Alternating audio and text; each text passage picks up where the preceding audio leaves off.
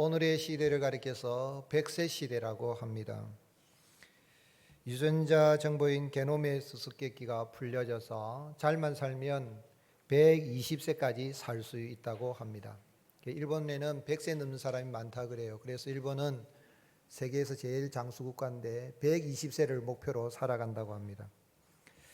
그러나 아무리 생명공학이 발달하고 의학이 발달해도 결국 인생은 마지막에 죽습니다. 안 죽는 사람 한 사람도 없죠. 죽는다는 사실을 알고도 사람은 계속해서 불로장생, 약을 찾고 방법을 찾고 혹시 영생하는 길은 없을까, 죽지 않고 영원히 사는 길은 없을까 하고 그런 길을 찾습니다. 특별히 요즘은 컴퓨터, 과학 이런 것들이 AI가 발달이 돼서 컴퓨터 칩을 뇌에다가 연결해서 그 기억을 외장장치로 빼서 컴퓨터에 저장한다고 합니다.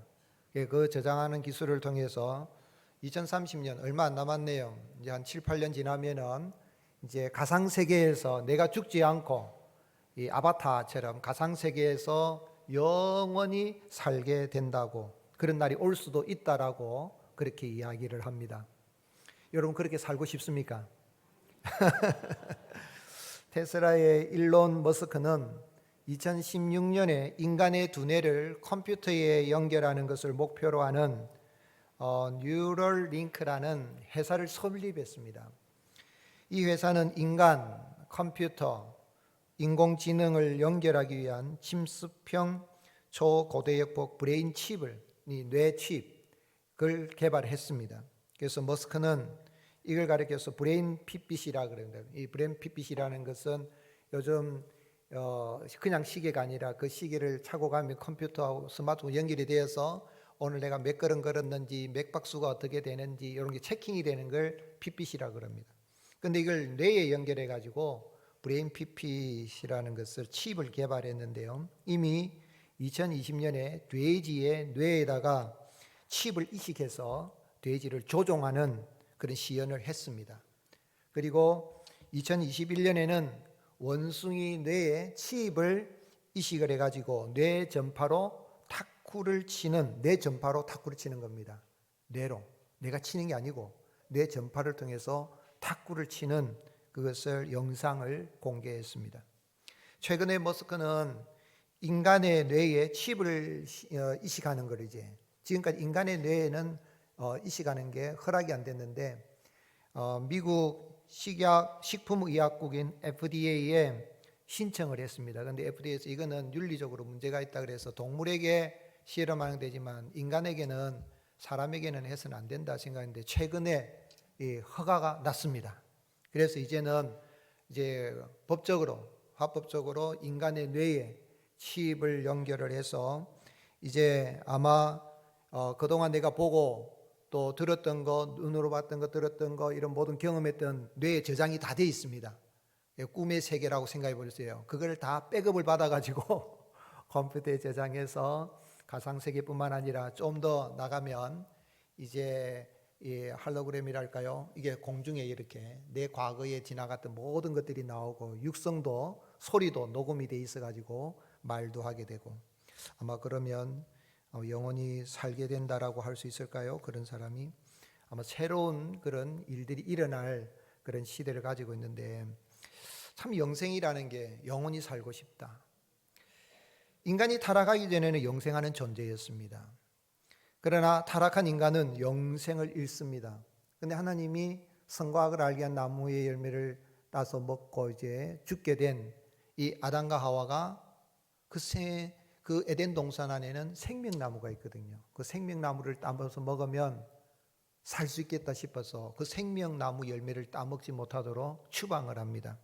창세기 3장 22절에 여호와 하나님이 이르시되 보라, 이 사람이 선악을 아는 일에 우리 중 하나가 같이 되었으니, 우리라는 건 성부, 성자, 성령 삼위일체 하나님을 가리킵니다.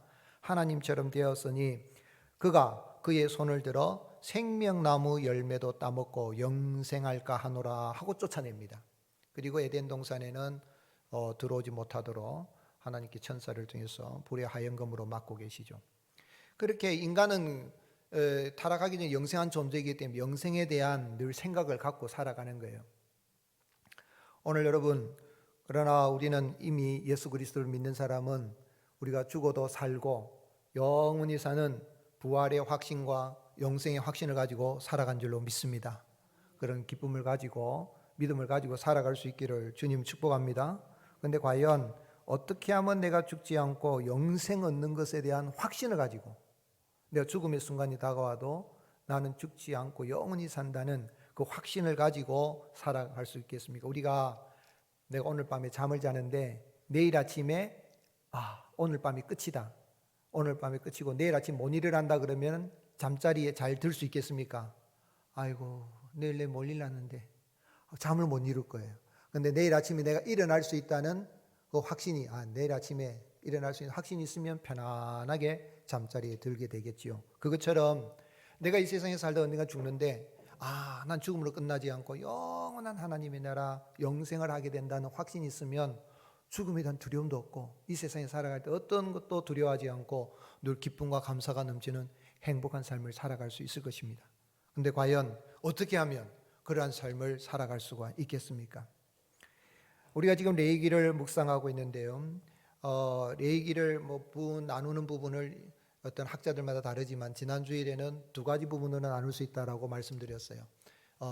제 1부는 1장에서 16장까지입니다. 거룩하신 하나님 앞에 나아가는 길인데 그 나아가는 그 길의 방법은 네 가지라 그랬어요. 하나는 제사 제도를 통해서, 그 다음에 두 번째는 이 제사장을 통해서, 세 번째는 정결법을 통하여서, 네 번째는 오늘 읽은 말씀 대속죄일의 이 제사를 통해서 하나님 앞에 나갈 수가 있는 거죠. 저희 2부는 이제 17장에서 27장까지 하나님 앞에 나가서 거룩하게 된 백성이 거룩하게 사는 것에 대한 개인적이고 공동체적인 그 생활을 아주 구체적으로 말씀하고 계십니다. 그리고 오늘 읽은 말씀은 하나님 앞에 나아가는 대속죄일의 제도에 대한 규례에 대한 말씀입니다.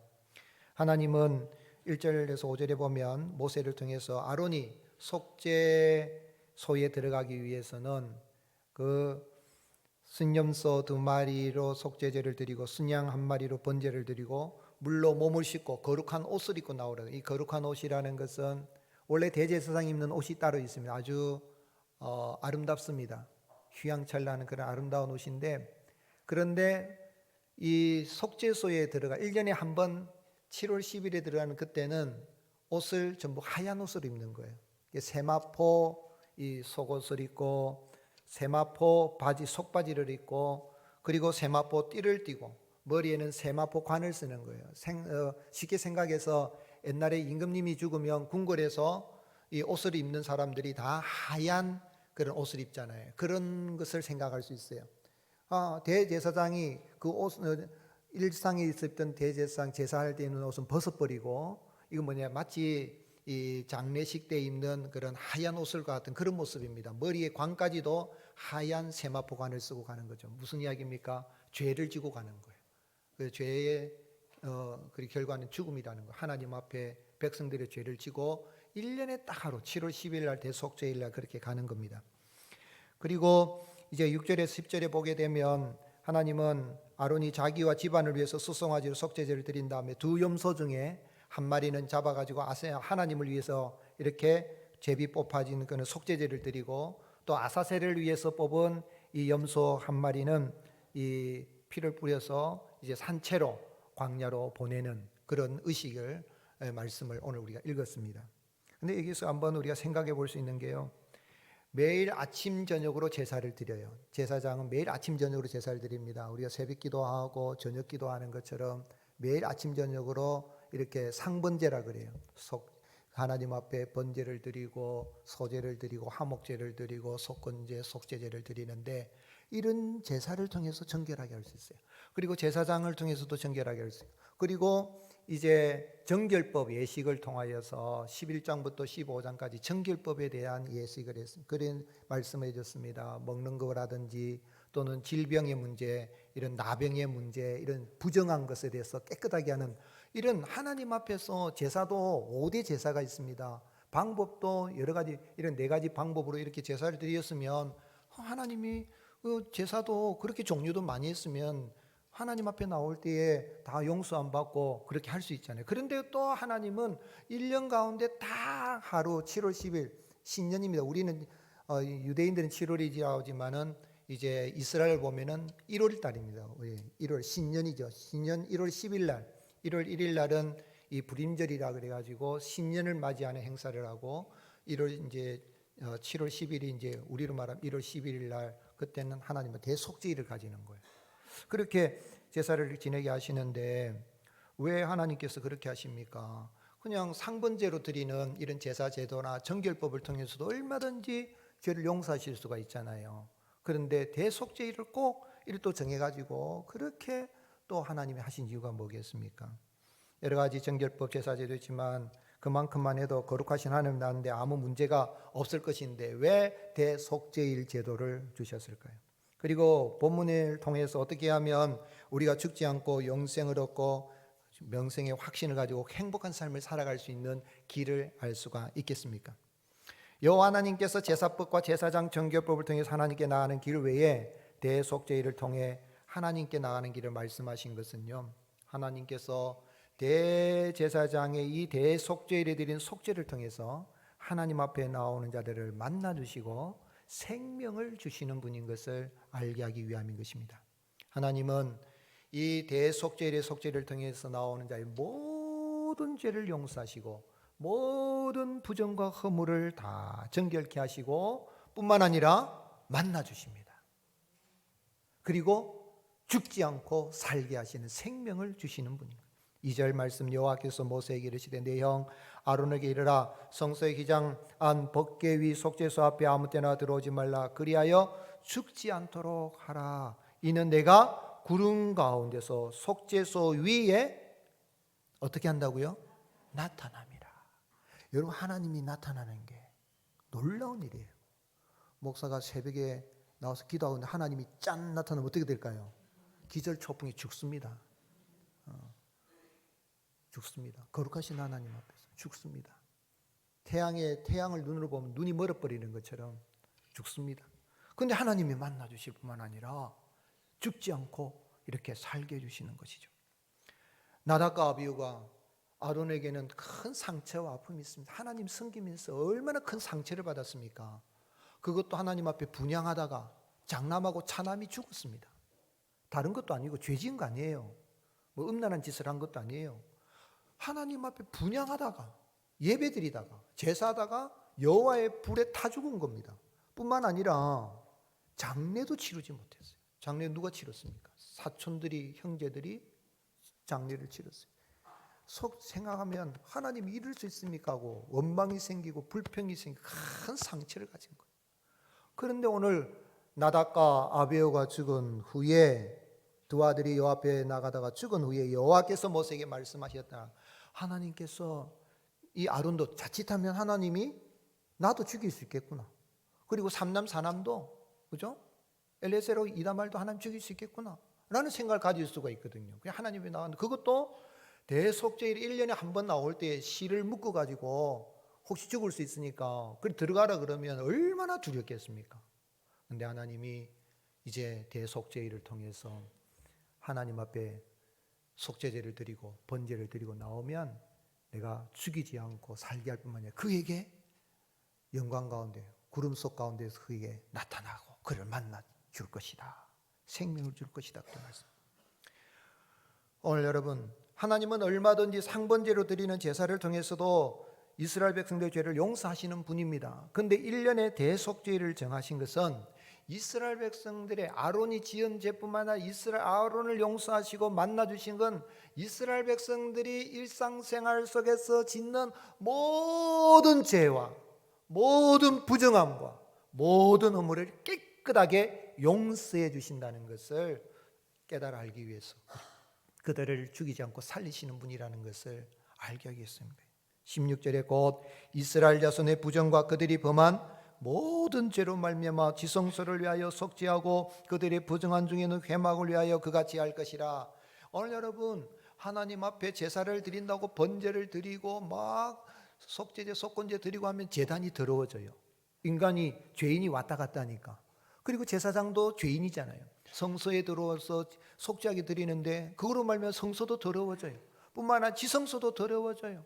그런데 대속죄를 통하여서 그 인간의 죄로 말미암아 더러워진 지성소도 깨끗하게 하고 회막 성소도 깨끗하게 하고 번제단도 깨끗하게 하고 제단도 깨끗하게 하여서 이제 이 대속죄일의 이 제도를 통하여서 하나님이 매일매일 드리는 상분제를 용서도 하지만은 그들이 가진 모든 죄, 이 모든 죄라는 것은 흉악한 죄뿐만 아니라 사소한 죄, 모든 죄를 다 용서해요. 그리고 알게 지은 죄, 모르게 지은 죄까지 다 용서해 주신다는 그런 의미를 가지고 있어요. 오늘 어떻게 보면 알고 지은 죄는 내가 하나님 잘못했습니다 하면 되겠는데 모르고 지은 죄가 있거든요. 부지 중에 범한 죄들이 돼 있단 말이에요. 그런데 이 1년에 한 번 드리는 대속죄를 통해서 알고 지은 죄나 모르고 지은 죄나 모든 죄를 다 용서해 준다는 것을 오늘 읽지 않았습니다. 오늘 26장에 6번이나 강조하고 있어요. 6번이나 반복적으로 구구절절히 주님이 이스라엘 백성들이 하나님 앞에 나올 때 그들이 범한 모든 죄와 모든 부정함과 모든 허물을 용서할 것이다. 그래 어떤 의미에서 대속죄일은 영적으로 대청소하는 날입니다. 여러분 해가 바뀌어가지고 봄이 다가오면은 집에 뭐 합니까? 대청소하지요. 평소에도 청소합니까? 안 합니까? 하잖아요. 그런데 대청소는 어떻게 합니까? 장롱을 옮겨라. 장롱 밑에 있는 먼지까지 다 쓸어라. 그리고 그렇게 깨끗하게 청소를 하잖아요. 그것처럼 대속죄일 날은 매일매일 상번제 아니라 이 날은 이제는 완전히 하나님 앞에 하나님이 모든 죄와 그리고 물로 씻는 정도가 아니라 모든 부정함을 다 용서해 주신다. 그래서 대속죄를 해서 욤 키푸르, 욤이라는 날이란 뜻이고 키푸르라는 얘기, 이거는 이 카바 덮는다는 그런 의미가 있는데 이 날 되면 하나님 앞에 참 근신하는 마음으로 대속죄일이니까 대청소하는 날이니까 영적인 대청소하는 날이니까 금식을 하고 근신하면서 지킵니다. 29절 너희는 영원히 이 규례를 지킬지니라. 일곱째 달고 그 달 10일에 너희는 스스로 괴롭게 하고 아무 일도 하지 말되 본토인이든 너희 중에 거래하는 거름이든지 그리하라. 왜요? 31절 같이 읽겠습니다. 이는 너희에게 안식일 중에 안식일인즉 너희는 스스로 괴롭게 할지니 영원히 지킬 규례라. 안식일 중에 안식일, 죄에서 안식을 얻게 하시고 세상의 무거운 짐진 인생에서 안식을 얻게 하는 그날, 그래서 새해를 주신 하나님 앞에 감사하는 의미에서 대청소를 하는 겁니다. 영적인 대청소를 하는. 그리고 이 대속죄일에 있어서 하나님은 아론에게 그의 두 손으로 아사셀 염소 한 마리는 이제 이스라엘 백성을 위해서 속죄제물을 잡고 피를 하고, 그리고 한 마리 아사셀 염소에 두 손으로 안수를 합니다. 안수 기도를 하고 이스라엘 백성들이 행한 모든 죄를 그에게 고합니다. 고백을 하는 거예요. 이 염소에게 염소야 우리 백성들이 이런 죄를 졌다 다 고백하면은 이 염소는 그 죄를 지고 어디로 갑니까? 광야로 가는데, 광야로 갈 때에 22절 염소가 그들의 모든 불의를 지고 접근하기 어려운 땅, 접근하기 어려운 땅은 사람이 살지 않는 땅, 황무지라는 뜻입니다. 그곳에 이르거든 그는 그 염소를 광야에 놓을지니라. 그럼 염소가 이제 가는 거예요. 가면 염소가 죄를 지고 사람도 살지 않는 곳이 풀도 없잖아요. 그럼 숨을 곳도 없잖아요. 그런데 늑대다든 이리가 있으면 염소를 잡아먹을 수 있잖아요. 그러니까 가는 거예요. 이제 죄를 지고 가는 거예요, 염소가. 그런데 아사셀이 뭔가, 여기 염소 두 마리 있는데 하나는 하나님을 위하여 제비를 뽑고 하나는 아사셀을 위하여 제비를 뽑는다 그랬어요. 10절에 보면 아사셀이 뭔가. 그런데 각주 2에 보면 내보내는 염소라는 뜻, 내보내는 염소 뜻은 아사셀이라는 건 내보내는 염소라는 뜻입니다. 그런데 도대체 내보내는 염소, 아사셀을 위하여 이게 뭔가 할 때에 첫 번째로 여러 가지 의미가 있지만 정확하지는 않지만 첫 번째로는 염소를 의미하는 에즈와 떠나다는 가브리안도 아잘이라는 단어를 합쳐서 염소가 이스라엘 죄를 지고 떠났다, 대신 지고 떠났다는 의미에서 아사셀이다. 두 번째는 유대교 주석 전통에 거친 땅이라는 야자주라는 아랍 어근하고 관련해서 아사셀을 추방된 이 염소를 밀어 떨어뜨려 죽이는 바위 절벽, 낭떠리 그런 장소를 의미한다. 이 아사셀을 한 10사람 정도 가면서 여기 거친 땅으로 가는데 사실은 낭떠러지에서 아사셀 이 염소를 떨어뜨려 죽인다는 그런 의식이 유대교에 있는 거예요. 그래서 아사셀이 아닌가. 근데 세 번째로는 유대 광야에 사는 귀신 이름, 아사셀은 귀신 이름이라는 거예요. 그래서 실제로 구약의 위경인 에녹스에를 보면 아사셀이 이 귀신의 이름으로 사용이 됩니다. 에녹서 8장 1절 9장 1절에 보면. 그래서 속죄 염소를 아사셀에게 보내는 것은 귀신에게 바치는 그런 선물, 제물로 생각할 수 있는 그게 아니라 이거는 이스라엘 백성의 모든 불의, 범죄의 원인인 제공자 뭡니까? 마귀가 첫사람 아담이 타락할 때, 하와가 타락할 때 그 마귀가 하나님 지으신 창조물 중 가장 강교한 뭐를 통해서?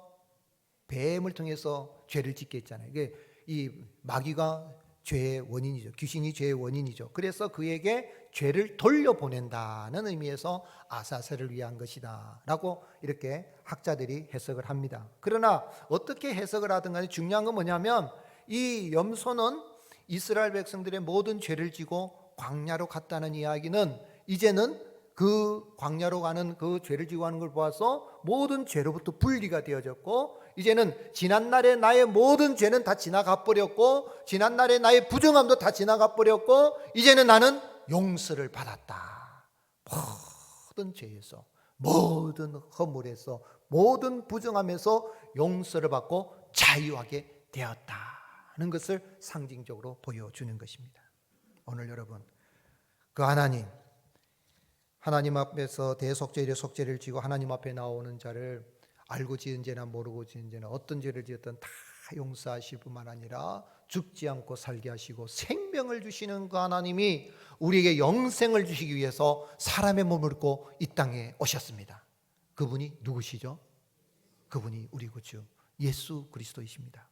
예수님은 마태복음 10장 28절에 인자가 온 것은 섬김을 받으려 함이라 도리어 섬기라고 자기 목숨을 많은 사람의 대선물로 주려 합니다. 일상의 상번제로 드리는 아침 저녁으로 드리는 제사뿐만 아니라 대속죄를 드리는 그 제사, 대제사장이 되신 그 주님이 당신의 몸을 속죄제물로 번제물로 다 드려서 누구든지 그 예수님을 믿으면 참으로 지성소에 나타나시는 그 하나님을 만나 뵙고도 죽지도 않고 살 뿐만 아니라 영생을 얻게 하기 위해서 이 땅에 오신 것입니다. 그래서 우리 예수님 십자가에 운명하실 때에 어떻게 됐습니까? 마태복음 27장 50절에 예수께서 다시 크게 소리 지르시고 영원히 떠나시니라. 같이 읽겠습니다. 이에 성소 휘장이 위로부터 아래까지 찢어져 둘이 되고 땅이 진동하며 바위가 터지고. 성소 휘장이 어떻게 찢어졌다고요? 위로부터 아래로 찢어요. 이 성소 휘장은 황소가 양옆에서 잡아당겨도 잘 찢어지지 않을 정도로 질긴데, 또 사람이 찢었다면 아래에서 찢어야 되잖아요. 높으니까. 근데 위에서부터 아래로 찢었다는 이야기는 누가 찢으셨다는 이야기입니까? 하나님이 찢으신 거예요.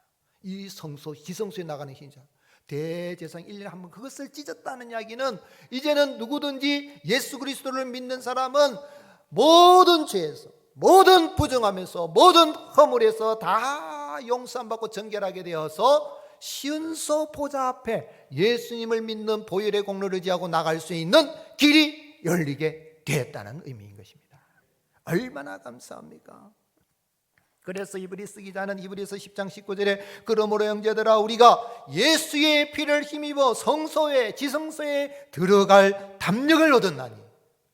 1년에 한 번 대장도 죽을 수 있는데 죽지 않을 수 있는 담력을 얻었나니 확신을 가지는 길이요 이 길은 우리를 위하여 휘장 가운데로 열어놓으신 새로운 살 길이요 휘장은 곧 그의 육체니라. 누구 육체죠? 예수님 십자가에서. 그러므로 사랑하는 성도 여러분, 내가 하나님 앞에 감동이 되는 삶을 살면 좋겠어요. 하나님 앞에 1년 365날 한 번도 새벽 기도도 안 빠지고 1년에 성경도 수십 독을 하고 내 시간에 그렇게 하면 감동이 하나님이 될 수 있으니 몰라도 여러분 그렇게 너무 하나님께 감동 끼치려고 하지 마세요. 인간이 아무리 노력해도 하나님 앞에 감동을 시킬 수 없는 존재가 인간이에요. 우리가 할 일은 뭐냐면 십자가에서 대속의 그 죽음으로 영원한 대속죄일에 영원한 속죄제를 드리신 그 예수 그리스도를 믿으시고 그 주님의 은혜로 인하여서 내가 구원받았다는 거, 예수님의 십자가의 대속의 사랑에 감동을 받고 감격하고 감사가 넘치기를 주님의 이름 축복합니다. 그러면 내가 주님 앞에 또 감동이 되는 삶을 살 수가 있겠지만은 우리가 먼저 감동받아야 돼요. 십자가 대속의 사랑에 감격해야 돼요. 그래야 내 마음속에 뭐가 넘쳐요? 감사가 넘치는 거예요. 감사합니다. 주님 앞에 나오는 자들은 주님이 죽지 않고 살게 해주실 뿐만 아니라 영원히 사는 영생을 주십니다. 요한복음 6장 47절 진실로 진실로 너희에게 이르노니 믿는 자는 영생을 가졌나니. 영생을 줄지도 모른다. 잘 믿어라. 영생을 아마 줄 수도 있을 것이다. 영생을 받을 것이다가 아니라 영생을 가졌나니. 예수님을 믿는 우리에게 영생 있음을 확신하시기를 주님 축복합니다. 그리고 이 영생은 아무도 빼앗아 갈 수가 없어요. 영생은 주님께서 우리에게 주셨기 때문에 끝까지 주님이 책임져 주십니다. 요한복음 10장 28절 같이 읽겠습니다. 내가 그들에게 영생을 주노니 영원히 멸망하지 아니할 것이요 또 그들을 내 손에서 아멘이십니까? 여러분, 아이고 나 같은 죄인이 아이고 죽었으면 뭐 천국 가겠나? 맞아요, 못 갑니다. 그런데 누구 때문에? 예수님의 보혈을 믿어서 감동받고 감격하고 감사해서 주님을 예배하고 시은소로 나갈 때마다 주님은 그 예배를 받으시고 우리에게 영원한 생명 기쁨이 넘치는 은혜를 주십니다. 요한일서 5장 11절 또 증거는 이것이니 하나님 우리에게 영생을 주신 것과 이 생명이 그의 아들 안에 있는 그것이라. 아들이 있는 자에게는 생명이 있고 하나님의 아들이 없는 자에게는 생명이 없느니라. 오늘 내 안에 누가 계십니까? 예수님이 계십니다. 그러므로 나는 이미 영생을 아멘이십니까? 내 안에는 영생이 있습니다. 확신을 가지고 있었어요. 왜요? 요한일서 5장 22절에 또 아는 것은 하나님의 아들이 이르러 우리에게 지각을 주사 우리로 참된 자를 알게 하신 것과 또한 우리가 참된 자 곧 그의 아들 예수 그리스도 안에 있는 것이니 같이 읽겠습니다. 그는 참 하나님이시요 영생이시라. 예수님 참 하나님이시요 영생이신 주님이 이제는 우리가 송아지 뭐 염소 비둘기 그런 거 잡고 가는 거 아니에요. 지금 예배당에 나온 이 자리가 시은소입니다. 속죄소입니다. 아멘이십니까? 매주일마다 나와요. 새벽 기도한 사람은 새벽마다 나와요. 얼마나 감사합니까? 그래서 참 예수님을 믿어서 우리가 구원받았을 뿐만 아니라 하나님 앞에 나가 생명을 얻고 영생을 얻게 되는 그런 성도가 되었다면 어떻게 살아야 됩니까? 성도는 예수 그리스도를 믿는 믿음으로 날마다 은혜의 보좌 앞에 나아가는 사람입니다. 아론이 22절에 보면 여호와께서 모세에게 이르시되 내 형 아론에게 이르라 성소에 휘장한 법궤 위 속죄소 앞에 아무 때나 들어오지 말라. 나가야 돼요. 가기 싫을 대제사장 가야 돼요. 자기가 혹시 죽을지 몰라도 가야 돼요. 3절에 아론이 성소에 들어오려면 스송아지 속죄물로 잡고 순양을 번제물로 잡고 들어가야 됩니다. 그런데 이제는 들어오더라도 죽지 않고 살 길을 주셨죠. 그리고 만나주시죠. 그래서 속죄소를 다른 말로는 시은소, 시은소라는 것은 베풀 시자, 은혜 은자, 곧소, 은혜를 베푸는 곳이란 뜻이에요. 이 속죄소를 다른 말로는 카포레트라 그러는데 히브리어로 카포레트라 그러는데 덮는다, 카바한다는 의미가 여기서 나온 거예요. 카포레트, 카바한다. 뭐를 덮습니까? 죄를 덮습니다. 허물을 다 덮어줍니다. 그리고 뭐를 베풀어 주십니까? 은혜를 베풀어 주. 우리 한글을 번역할 1911년 이 한글 번역에서는 시은소로 번역을 했어요. 그 시은소라는 의미가 참 좋은 것 같아요. 인간의 죄를 덮어 다 용서해 주는데, 그런데 이 수송아지 속죄제를 순양 번제된 아론이 이제 시은소에 들어가서 하는 일이 뭡니까? 시은소에 들어가서 뭐 하는 거예요? 피를 뿌린 다음에 하는 일이 뭐예요? 12절 안 읽었습니다마는 향로를 가져다가 여호와 앞 제단 위에 피운 불을 그것에 채우고 또 곱게 간 향기로운 향을 두 손에 채워가지고 휘장 안에 들어가서 여호와 앞에 뭐 하라고요? 분향하여 향년으로 증거궤의 속죄세를 가리게 할지니 그리하면 그가 죽지 않냐 할 것이라.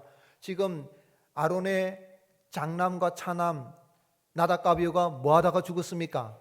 하나님 앞에 분향하다가 죽었어요. 그런데 네가 분향해도 죽지 않는다 그랬어요. 이 분향이 뭡니까? 속죄소 들어가서 분향하는 거예요. 그러면 연기가 가득하죠. 향이 가득하죠. 냄새뿐만 아니라 향기로운 향 가득한, 이건 뭡니까? 이건 기도를 가리켜요. 계시록 8장 3절 또 다른 천사가 와서 제단 곁에 서서 금 향료를 가지고 많은 양을 받았으니 이는 모든 성도의 기도와 합하여 보좌 금단에 드리고자 함이라. 향년이 성도와 성도의 기도와 함께 천사의 손으로부터 하나님 앞으로 올라가는지라. 오늘 사랑하는 성도 여러분, 우리는 이 아침에 하나님 앞에 예배 자리로 나온 이 자리가 우리의 시운소인 걸 확신하시기를 바랍니다. 주일마다 나오는 거예요. 예배 시간마다 나오는 거예요. 기도 시간 때 나오는 거예요. 새벽 기도 시간에 나오는 거예요. 시온소를 날마다 나가는 겁니다. 그리고 꼭 예배당에 안 나와도 이미 내 안에는 예수님 계시니까 믿음으로 내가 주님을 예배하며 내가 시온소 속죄소 가기 위해서 예루살렘에 갈 필요 없어요. 예루살렘에 가도 성전 없어요. 지성소 없어요. 그런데 이미 우리가 성전이 되어졌고 내 안에 예수님을 모시고 있는 내 심령의 자소가 시온소가 되어서 믿음으로 하나님 앞에 나아가서 기도하면 하나님은 때를 따라 돕는 은혜를 베풀어 주시고 이 땅에서 영생의 믿음의 확신을 가지고 그 은혜로 날마다 기쁨이 넘치는 삶을 살아가는 은혜를 베풀어 주십니다. 그래서 히브리서 4장 15절에 같이 읽겠습니다. 우리에게 있는 대제사장은 우리의 연약함을 동정하지 못하시리가 아니요 모든 일에 우리와 똑같이 시험을 받으시는데 죄는 없으시니라. 그러므로 우리는 긍휼하심을 받고 때를 따라 돕는 은혜를 얻기 위하여 은혜의 보좌 앞에 나아갈 것이니라. 아멘. 동병상련이란 말이 있죠. 무슨 이야기입니까? 내가 아파 보니까 아픈 사람 심정을 아는 것처럼 우리 예수님이 사람의 몸을 입고 오셔서 우리와 똑같이 시험을 받았습니다. 마귀가 예수님 그냥 안 뒀어요. 마귀가 막 예수님을 광야로 끌고 갔다가 성전 꼭대기로 끌고 갔다가 뭐 그리 시험했어요. 예수님도 시험했다면 우리도 들었다 놨다 막 시험할 거예요. 그런데 예수님은 시험을 받으셨지만 죄를 짓지 않아요. 우리는 시험 받으면 잘못하면 엎어지고 자빠지고 깨지고 하는 인생이잖아요.